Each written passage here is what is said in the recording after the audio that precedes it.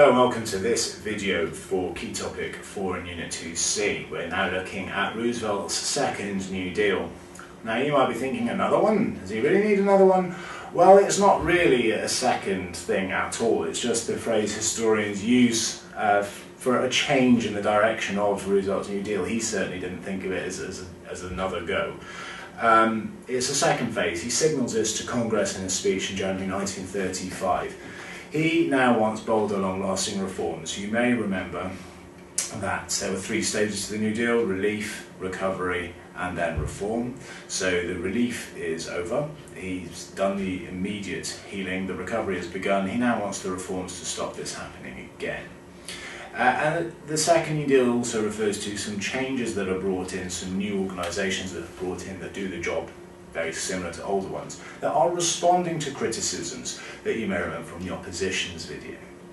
So what reforms is he bringing in? He wants to improve the use of national resources. He thinks it's quite inefficient at the moment, that more could be done. He wants to bring in social security, so against things like old age, unemployment, illness, things we take for granted in 21st century Britain, but in 1930s America are less commonly dealt with. He wants to clear slums. That means poor quality housing. A lot of people are still living in Hoovervilles and other poor accommodation.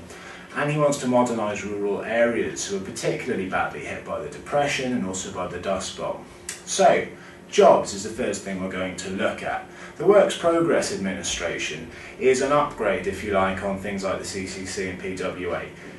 Those organisations were accused of providing jobs of little worth, really, things like planting trees in national forests, scaring pigeons off skyscrapers. People were not learning anything, were not gaining any skills. So as soon as government money for those jobs disappeared, well, they hadn't gained anything, they were back to square one. The WPA focused on adult education and skilling people up so that even when they lost the job directly funded by the WPA, they could be employable to private business. It also answered its critics by using local agencies. So you might remember states felt that it was unconstitutional for the federal government to be dictating things to them. The WPA seeks to use existing state bodies and other organisations to direct the money and the projects. It also helps to target the funding towards black people and women who are largely neglected by earlier employment schemes. The Wagner Act is a replacement for the NRA. It brings in a whole range of laws to protect workers, so things like the minimum wage, union membership are firmed up by the Wagner Act, and it's largely still in existence. It replaces the NRA that was deemed unconstitutional. Social Security then is the 1935 Social Security Act. This is a very big deal.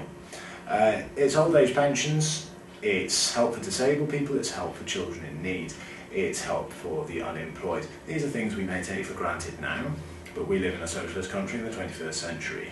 It's very significant in 1930s America. This is a huge reform. This is going to mean a big difference in a lot of people's lives. Social Security was one of the reforms. This isn't about relief or recovery, this is about changing the way America operates. Homes are another priority, as we've just mentioned already. The 1935 Resettlement Agency, it's all about building homes for homeless. As we know, the Depression has meant a lot of people have lost their homes, a lot of people are living in Hoovervilles. It's time to give them some proper accommodation. 1937 Federal Housing Administration, that's all about clearing out slums and building homes. That's not just for people without a home, that's for people on low incomes who maybe have some inadequate accommodation already and can't afford to buy their own houses. Again, it's about using local projects, it's about using local construction firms to do this so that there's no accusations of being unconstitutional. The Dust Bowl was still a big problem by the time of the Second New Deal. It gets really bad in 1936 as rain starts to join the black blizzards and wash away all the soil. It's very, very bad. 1935 Rural Electrification Act is about modernising. You may remember me talking about the TVA and how that was giving electricity to farmers that previously didn't have it. Well, this is it on a much bigger scale. It's about making sure that rural areas have access to electricity and all the advantages that that brings.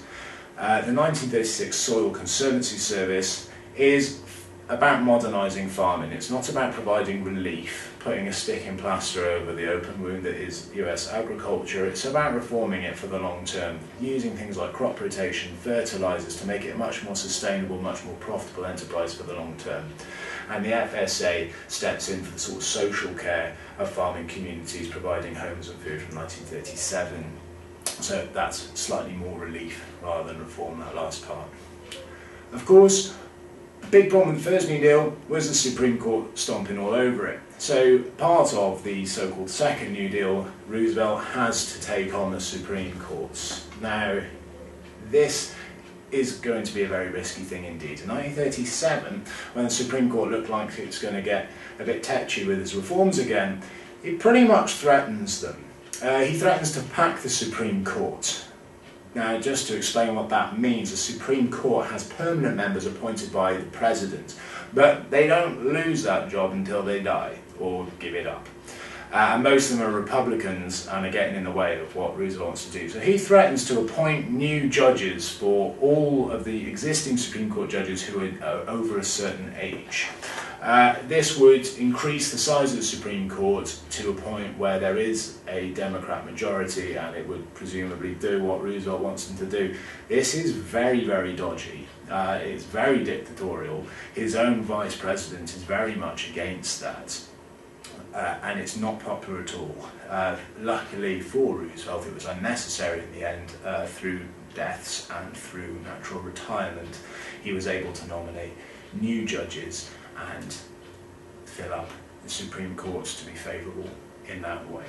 So that is the second New Deal in a nutshell. Thank you for watching.